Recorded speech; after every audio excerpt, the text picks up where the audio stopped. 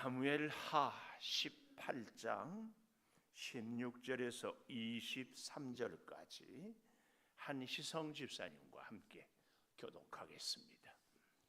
요압이 나팔을 불어 백성들에게 그치게 하니 그들이 이스라엘을 추격하지 아니하고 돌아오니라.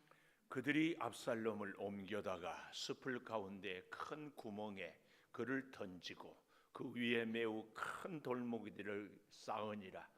온 이스라엘 무리가 각기 장막으로 도망하니라. 압살롬이 살았을 때에 자기를 위하여 한 비석을 마련하여 세웠으니 이는 그가 자기 이름을 전할 아들이 내게 없다고 말하였음이더라. 그러므로 자기 이름을 기념하여 그 비석의 이름을 붙였으며 그 비석이 왕의 골짜기에 있고 이제까지 그것을 압살롬의 기념비라 일컫더라. 사독의 아들 아히마아스가 이르되 청하건대 내가 빨리 왕에게 가서 여호와께서 왕의 원수 갚아 주신 소식을 전하게 하소서. 요압이 그에게 이르되 너는 오늘 소식을 전하는 자가 되지 말고 다른 날에 전할 것이니라. 왕의 아들이 죽었나니 내가 오늘 소식을 전하지 못하리라 하고 요압이 구스 사람에게 이르되 네가 가서 본 것을 왕께 아뢰라 하매 구스 사람이 요압에게 절하고 다름질하여 가니 사독의 아들 아히마아스가 다시 요압에게 이르되 청하건대 아무쪼록 내가 또한 구스 사람의 뒤를 따라 달려가게 하소서 하니 요압이 이르되 내 아들아 너는 왜 달려가려 하느냐 이 소식으로 말미암아서는 너는 상을 받지 못하리라 하되 같이 봅니다. 그가 한삭고 달려가겠노라 하는지라. 요압이 이르되 그리하라 하니 아히마아스가 들길로 다름질하여 구스 사람보다 앞질러 가니라.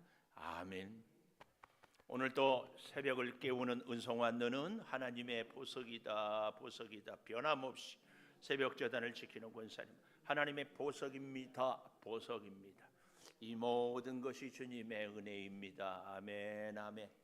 우리 선교부장 되는 우리 김성희 장로님은 1층 카페에다가 박스를 해가지고 선교 물품 모금함 이렇게 하나 써놔요. 가져온 대로 이렇게 거기다가 나중에 또 여기저기 두면은 정작 찾을 때 못 찾을 수가 있으니까. 그리고 장로님은 매번 올 때마다 있는 거를 잘 챙겨서 잘 이렇게 포장도 할 수 있도록 또 이렇게 제가 공개적으로 광고를 하는 이유는 있지요. 왜요? 잊어버리지 말고 집에 가서 펜 찾아보라고. 아멘. 우리 윤경숙 권사님이 많이 있을 것 같아요. 오늘 저는 제목을 승리자 없는 승리. 이기기는 했는데 승리자가 없어요. 참 말이 어폐가 있지요. 이런 전쟁, 이런 싸움은 어떤 싸움이에요? 우리 6.25 전쟁 것처럼 동족이 비극입니다. 같은 부모와 자식, 아내와 남편이 싸우면은 뭐가 되겠어요? 누가 이겼다고 말할 수 있어요? 교회에서도 마찬가지죠. 우리는 이런 전쟁은 절대 해서는 안 됩니다. 여러분 앞날에 다시는 이런 전쟁이 없기를 축복합니다. 우리 민족도 가정도 교회도 우리 공동체도 다. 자, 오늘 그래서 그 첫째로 18절 마지막에 보니까 18절 방송실 띄워보십시오. 압살롬의 기념비 이런 말이 나옵니다. 압살롬의 기념비. 살아생전에 자기 기념비를 자기 동상을 세운 사람 치고 제대로 된 사람이 없습니다. 왜 기념비를 세울까요? 자기 기억해 달라고, 자기 알아달라고. 압살롬은 바로 그런 사람이었습니다. 그러나 우리가 성경에서 압살롬이 너무 부정적으로 우리에게 이미지를 선입관이 있어서 그렇지 압살롬은 외모적으로서 머리에서 발끝까지 흠이 없었고 온 이스라엘 백성들이 흠모하고 부러워할 정도였습니다. 거기다가 왕의 아들이었죠. 또 사람들의 마음을 잘 아는 이 심리도 탁월하게 그런 사람이었습니다. 거기다가 아주 자기가 하려고 하는 일은 집념의 사나이였습니다. 준비도 철저히 하고. 그런데도 그가 이렇게 이 해서는 안 될 압살롬의 기념비, 이 압살롬의 기념비 하니까요, 어디다 세웠다고 해요? 왕의 골짜기. 왕의 골짜기가 우리 성경에 보면 창세기 14장 17절, 우리 14장을 한번 가보십시다. 창세기 14장 한번. 창세기 14장 가보면은 17절에 아브라함이 그돌라오멜 그와 함께한 왕들을 쳐부수고, 이 얘기는 조카 롯이 포로로 끌려가서 아들 아브라함이 가서 구출해 오는 그 전쟁을 얘기합니다. 그래서 돌아올 때 조카 롯이 살았던 동네가 소돔 땅이잖아요. 소돔 왕이 샤웨 골짜기 하면서 곧 왕의 골짜기로 나와 그를 영접하였다. 그리고 우리가 잘 아는 살렘 왕 멜기세덱이 떡과 포도주를 가지고 나왔다. 이렇게 기록이 되어 있습니다.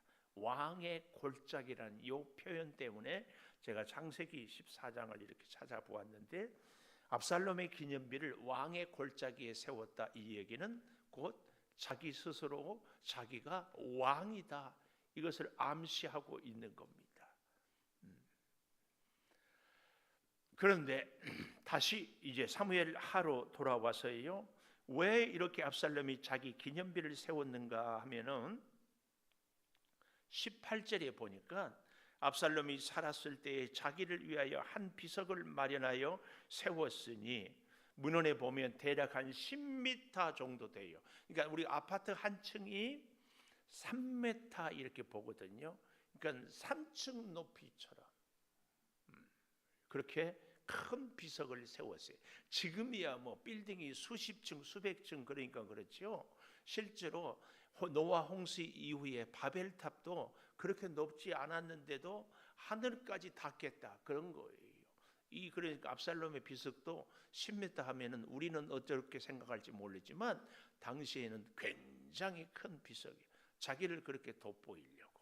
근데 왜 그랬는가 하고 여기 보니까 자기를 위하여 한 비석을 마련했는데, 이유, 그가 자기 이름을 전할 아들이 내게 없다고 말하였습니다. 아들이 없었다. 네, 그런데요, 사무엘하 14장 27절, 우리가 얼마 전에 보았죠. 14장 27절, 압살롬이 아들 셋 있지요. 또 딸이 하나가 있지요. 그 딸은 뭐라고 지었다고요? 자기 여동생 다말하고 똑같이 다말이라고. 근데 얼굴이 아름다운 여자예요. 근데 딸의 이름은 다말이라고 나오는데 아들은 셋인데 이름이 나오지 않아요. 이래서 학자들은 아마 아들들이 있기는 했는데 일찍 죽지 않았을까. 또 한 가지는 이 압살롬이 너무 완벽하거든요. 아주 철저하고 철두철미해.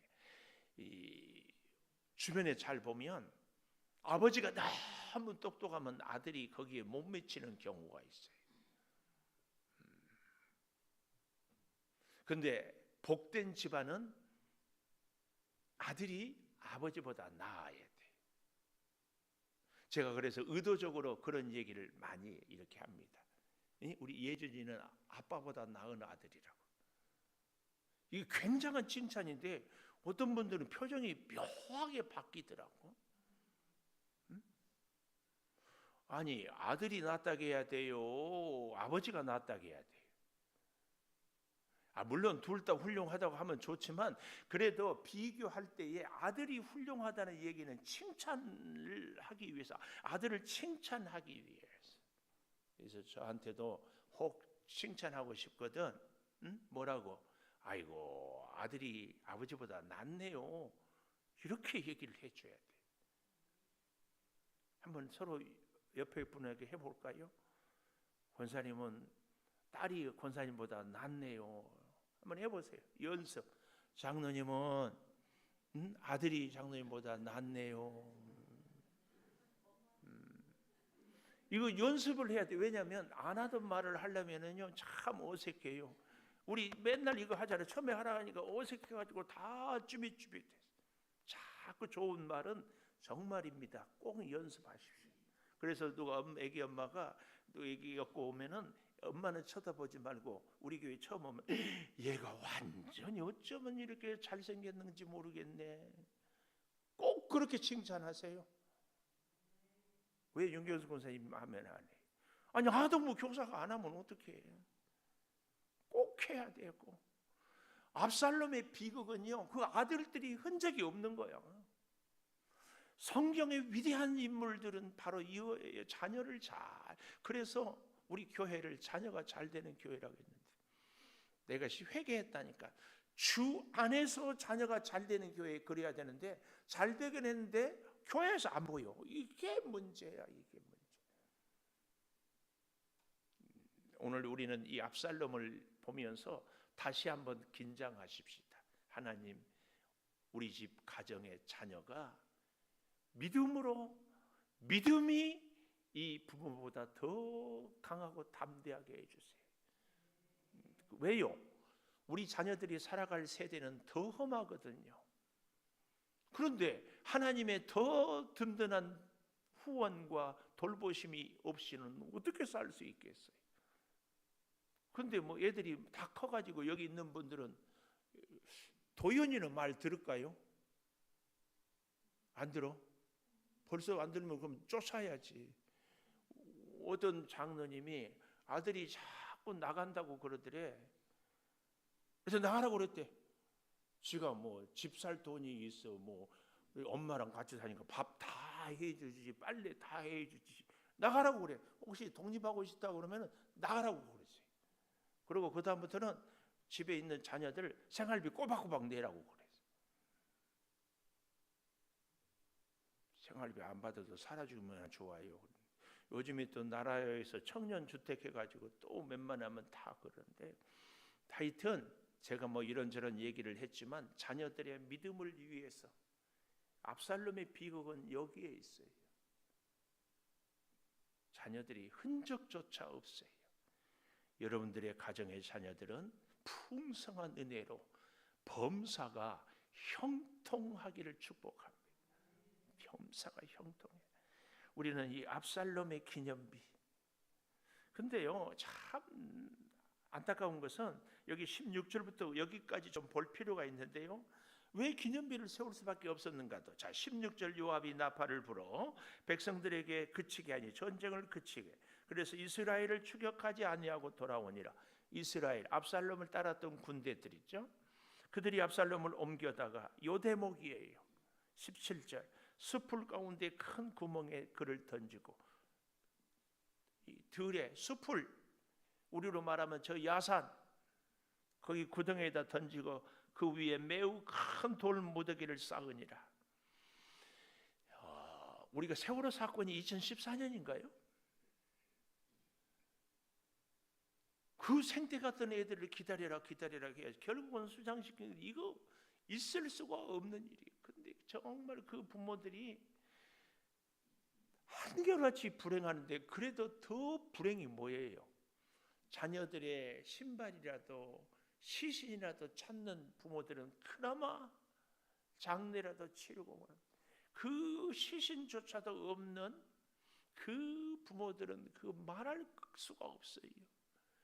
어떻게 되었는지 가슴이 먹먹해. 생각만, 나하고는 상관이 없는 것 같아도 이래요. 오늘 압살롬은 이유 이하를 막론하고 누구다? 다윗 왕의 아들이에요. 죽이지 않고도 얼마든지 생포할 수 있었어요. 그리고 우리가 어제 보지 않았어요? 사무엘이 18장 5절에 압살롬을 너그러이 대해라. 특별히 다윗이 뭐라고 해요? 나를 위하여 젊은 압살롬. 우리 성경에는 젊다 그랬지만 어린 압살롬. 부모는 나이가 60이 돼도 다 애기라니까. 아들이 자식이 60이어도 애기야. 그 다윗 아버지의 마음을 절절하게 표현했는데, 결국은 요압은 상수리 나무에 매어 달려 있는 압살롬의 가슴에 창을 박아서 그리고 부하들이 진이기고 3번 죽었다고 했잖아요. 머리가 상수리 나무에 매달려서 1번 죽고 창을 던져서 2번 죽고 내려놓고 쳐 죽였다. 여기 15절 에워싸고 쳐 죽였다. 이게 쳐 죽였다. 이 말은 완전히 진이겨 버렸다 그 말이거든. 원문에. 그래서 아마 요압이 이 압살롬의 시신을 갖고 누구한테 다윗에게 가서는 더 몰골이 안 될 것 같아서 그냥 들에다가 던져놓고 돌무더기 쌓아버리는 거예요. 이 일로요, 이 얘기는 차마 안 하지만 열왕기상 2장 한번 가보십시다. 다윗이 아들 솔로몬에게 마지막 유언을 하는데요, 열왕기상 2장 5절 스루야의 아들 요압이 내게 행한 일 곧 이스라엘의 군대의 2 사령관 넬의 아들 아브넬 누구예요? 사울의 아들 이스보셋을 왕으로 세우고 했다가 나중에 다시 화해하고 한 나라를 되자 했는데 요압이 인사하는 채 하다가 칼을 빼서 배를 찔러 죽인, 또 이에델의 아들 아마사 다윗에게 충성을 했는데 자기가 군사령관 자리가 밀리니까 요압이 암살을 해버렸습니다. 그들을 죽여 태평시대의 전쟁에 피를 흘리고 자기 허리에 띈 띠와 발의 신에 묻혔다. 이렇게 되는 것은요, 이 압살롬은 차마 이 얘기를 하지 않지만 이 압살롬의 일로 다윗이 그만 한이 맺혔어요. 한이 맺혀. 그래서 6절에 내 지혜대로 행하여 백발이 평안히 수월에 들어가지 못하게 하라 그랬습니다. 근데요, 놀라운 것은 그에게 이 솔로몬에게요 아도니아라는 배다른 형이 있었어요. 열왕기상 1장 5절 그때 핫기스의 아들 아도니아가 스스로 높여서 이르기를 내가 왕이 되리라 하고 병거와 기병과 호위 50명을 준비하고 있는데 그는 6절 보십시오. 압살롬 다음에 태어난 자요 용모가 심히 준수한 자라. 심히 그의 아버지가 네가 어찌하여 그리하였느냐고 하는 말로 한 번도 그를 섭섭하게 한 일이 없었더라. 이렇게 탁월한 아들이었어요. 그런데 아도니아가 스루야의 아들 요압, 제사장 아비아달 다 다윗에게 충성했던 사람들인데 다윗이 나이 들자 배신했습니다. 그리고 아도니아 편에 서요. 이걸 보면 우리가 어때요? 요압이 누구인지를 알 수 있어요. 다윗에게 충성을 하는 것 같지만 결국은 자기 주관대로. 이걸 오늘 우리는 이렇게 적용해 볼 수 있습니다. 상대가 힘이 있을 때는 잘해요. 그러나 힘이 빠지면은 배신하는 거예요. 좀 더 쉽게 얘기해 볼까요? 앞에서는 잘하다가 나한테 혜택이 있을 때는 잘 돕다가 나한테 득이 없다 그러면은 샥 돌아서는 거. 이겁니다. 이런 일들이 절대 있어서는 안 됩니다. 꼭 기억하십시오. 특히 이런 일들이 우리 교회에서는 절대 있어서는 안 됩니다. 내가 좀 불편하고 내 마음에 좀 들지 않아도 끝까지. 근데 요압은 그러지 않았어요. 요압이 진정 다윗을 위했다면 마지막까지 아도니아의 편에 서지 않아야 됩니다. 근데 마지막에는 솔로몬을 왕으로 세우려고 하는 아도니아가 반역을 하니까 요압이 아도니아 편에 서는 겁니다. 우리는 이걸 잘 기억해야 됩니다. 절대 이래서는 안 됩니다. 자, 다시 사무엘하 18장에 이렇게 가보십시다. 그래서 결국은 어때요? 압살롬 왕자인데도 장례식도 제대로 치르지 못하고 좀 속된 말로 개 죽음 처리해버리고 끝내는 겁니다. 이것은요 한편으로 반역자니까 당연히 그래야 되지만 또 한편으로는 왕의 아들이에요. 그런데 다윗은 끝까지 왕의 아들로. 오늘 우리에게 제가 어제 그런 말씀을 드렸죠. 압살롬은 우리의 모형, 죄인의 모형이라면 다윗은 예수님의 모형이다 그랬어요. 다윗은 끝까지 압살롬을, 우리 예수님도 우리를 끝까지, 우리 가운데 관계가 불편하면 상대가 그렇게 밉다가도 깨닫고 돌아서서 용서를 구하면 당연히 용서를 우리는 해줘야 됩니다. 그런데 개중에 우리 이런 말을 가끔 듣잖아요. 나는 한 번 아니면 아니요. 우리 예수님이 우리를 용서해 주지 않았다면 우리가 어떻게 하나님의 자녀가 되고 은혜를 입고 오늘 살아갈 수 있겠습니까? 우리는 끊임없는 하나님의 용서 가운데 살아온 줄 믿습니다. 앞으로도 살아가고 가야 할 줄 믿습니다. 그래서요, 엄밀한 의미에서는 저는 그런 생각을 해요. 우리가 누구를 용서한다, 용서 안 한다, 이건 맞지 않는 말이에요. 왜요? 우리가 무슨 자격으로 누구를 용서해요?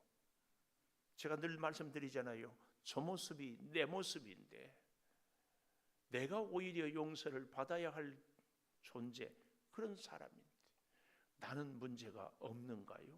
내가 뭐가 흠이 없다고 뭐 용서하고 말고 할 자격이 어디 있어요? 요압은 압살롬을 그렇게 처단합니다. 이제 보면 알겠지만 이 압살롬의 죽음 때문에 얼마나 다윗이 슬퍼하는지 몰라요. 우리가 하나님의 마음을 안다 하는 것은 바로 그 얘기입니다. 내 감정과 기분을 앞세우는 것이 아니고 하나님의 마음을 아는 겁니다. 얼마나 하나님이 아파할까, 그거입니다. 또 한 가지는 19절에 보니까 소식을 19절에 소식을 전하게 19절에 소식을 전하게. 이 19절에 보면 사독의 아들 아히마아스, 이 사독이 누구예요? 대제사장, 사두개인의 시조가 이 사독입니다. 사독. 예수님 당시에는 이 사람들은 워낙 잘 살아가지고 권력자들이어서 부활을 믿지 않았어요. 그래서 바리새인과 사두개인들은 서로가 예수님에 대해서 싫어했는데 서로는 원수지간이, 우리로 말하면 독립군과 친일파처럼. 그런데 예수님 미워한 데는 딱 한통속이 된 거예요. 이 사두개인이, 이 사독의 아들 아히마아스는 당연히 그러니까 누가 되겠어요? 제사장이 되지. 근데 가서 왕의 원수 갚아주신 소식을 전하게 하소서. 원수 갚아주신. 그러니까 이 아히마아스는 압살롬을 왕의 원수로 여기는 거예요.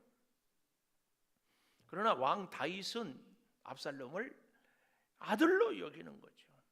오늘 우리에게 이 관점이 중요합니다. 내가 만나고 있는 사람들이 하나님의 자녀인가, 나의 원수인가? 내 눈으로 보는 것이 아니라 하나님의 눈으로. 어쨌든 이렇게 소식을 전하는데요, 지금까지 사울의 죽음, 요나단의 죽음, 뭐 누구의 죽음을 전한 사람들이 다윗 앞에서 한 사람도 온전치 못한 것을 요압은 알았어요, 봤어요.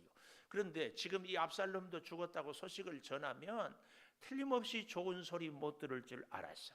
그래서 이 사독의 아들 아히마아스가 간다고 할 때 가지 못하리라. 20절 마지막에 내가 오늘 소식을 전하지 못하리라 하잖아요. 그리고 누구를 보내요? 요압이 구스 사람을 보내요. 이 사람은 이디오피아 흑인 용병이니까 좀 덜 소중하니까 가서 혹 죽을지 몰라. 소식을 보는데, 그런데 한사코, 오늘 본문에 보면 23절에 한사코란 말이 나와요. 또 22절에 보면 두 번째 줄에 아무쪼록, 이건 뭐예요? 기어코 어떤 일이 있어도 내가 꼭 가야 합니다, 이렇게 고집부리는 이런 모습. 요압이 끝까지 자기 주장대로 해버린 이런 모습. 오늘 내 안에도 이런 모습들이 있지는 않는지 이걸 잘 잘 돌아봐야 합니다. 결국은 그는 그래서 23절에 마지막에 들길로 다름질하여 구스 사람보다 앞질러 가니라. 앞질러 갔는데 다윗 왕에게 가서 어떻게 됐는지 제대로 보고를 못해요. 이제 내일 이제 보면 알겠지만, 그래서 여러분 이런 데서도 속도보다 중요한 것이 방향이다, 이런 얘기를 합니다. 오늘 우리는 기도 제목을 본문에서 꼭 찾았으면 좋겠습니다. 압살롬을 끝까지 사랑하는 아버지 다윗의 마음을 우리가 갖게 하여 주시옵소서. 용서는 내가 할 자격이 있는 것이 아니라 받아야 됩니다 하는 이 두 가지 기도 제목으로 갖기를 바랍니다. 기도하십시다. 승자 없는 전쟁, 승리자 없는 승리, 무슨 의미가 있습니까? 아버지, 우리 사랑하는 성도들의 가정에, 우리 교회에, 직장에, 내가 관계하고 만나는 사람들과 불편한 관계들이 있거든 주여 너그러이 대우하라는 다윗을 통한 하나님의 그 말씀을 가슴에 기억하게 하여 주시옵소서. 우리가 어찌 누구를 사랑하겠습니까? 당연히 사랑해야죠. 어찌 우리가 누구를 용서하겠습니까? 우리는 이미 수없이 용서받은 자임을 잊지 않게 하여 주시옵소서. 아버지, 압살롬처럼 나를 기념하는 기념비를 세우는 것이 아니라 주의 은혜를 기억하고 기념하는 우리의 삶이 되게 하여 주시옵소서.